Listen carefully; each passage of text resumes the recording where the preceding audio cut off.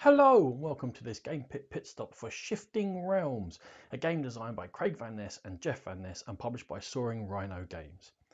In Shifting Realms, each of the players is one of the factions of the Protectors who are meant to keep the realms of the universe together, but they've got too involved in their own infighting and the realms are split up, and it's your job now to unify them again. There are 5 realms which come in the base box, and you're going to choose any 3 of them to play with in a game. On a turn, a player is going to be attempting to accrue the most victory points over the course of the game by taking 3 actions off the 4 available to them. Now, the first action is to spend gold in order to recruit units. Units must appear in a town hall or a space that you've built in, and you can either get soldiers or you can get scouts. And scouts are going to earn you resources, and soldiers are going to allow you to protect your scouts or attack other players.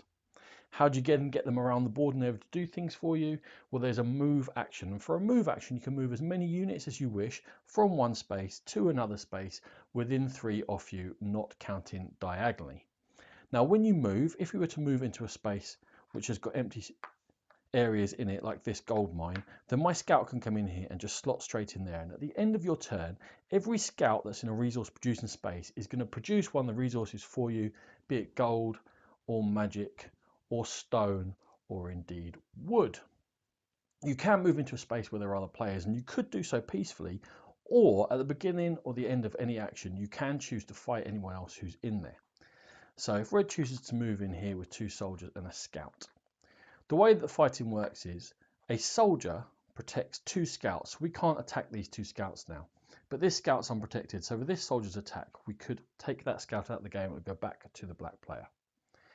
If you wish to attack a soldier, it will sacrifice one of your own soldiers for the other player's soldier, and they both come off the board.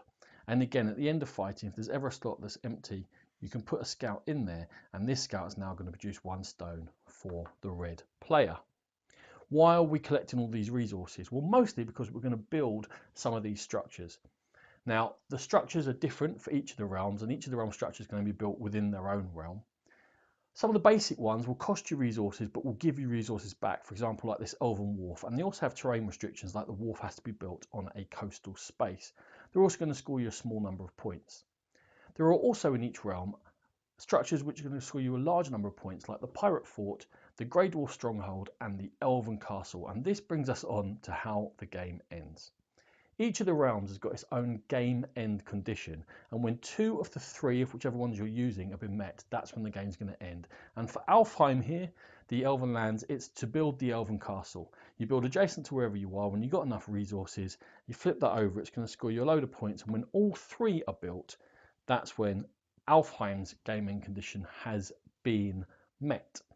Now, some of these structures also are going to give you actions you're able to take. For example, the Grey Dwarf Tunneling Workshop is going to allow you to move from any space to any other unoccupied space in any realm.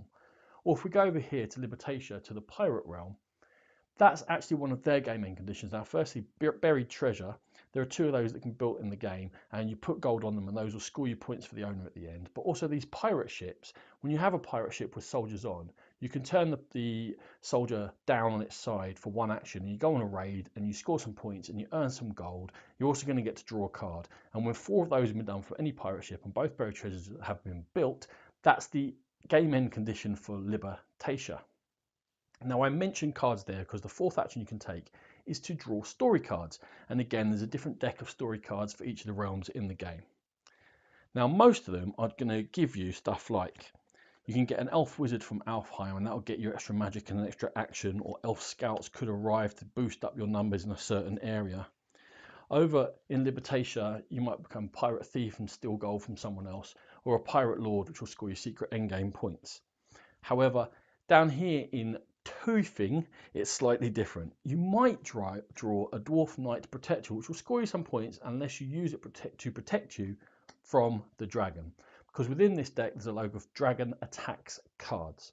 Now, when you draw a dragon attacks card, it scores you a point, but you can move the dragon 4 spaces. Now, it can move onto the other realms and start attacking spaces, or it can move wherever you wish it to do, and it moves through, killing a unit in each of the spaces it moves through on its turn. And that is the game end condition for turfing when 6 of these dragon attacks cards have been drawn. However the game ends, you're going to add up the points you've scored throughout the game for building structures and what have you. You're also going to be looking at any of the story cards that you've collected, such as the Pirate Lord.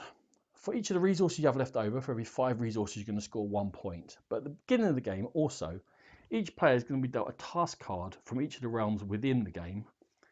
And they're going to give you points for stuff like having presence in that particular realm, or maybe for having certain resources at the end, which you can put on the card and score you some points. However you do it, whoever has scored the most victory points is going to be the winner of Shifting Realms. Now, there are 2 other realms included in the base box. There is the Priest area of Anuna, in which you have to get all the way through the story deck to finish that one off. Or there is Dover, which is the Orc realm, which is ruled by a Troll King Tyrant, and you have to attack the Troll King. You'll get bonuses for doing so, and getting rid of all the Troll King tokens is the gaming condition for Dover within Shifting Realms. This has been a Game Pit Stop. For more videos like this, check out our YouTube channel. For more in-depth coverage of gaming, please check out the Game Pit podcast. Thanks.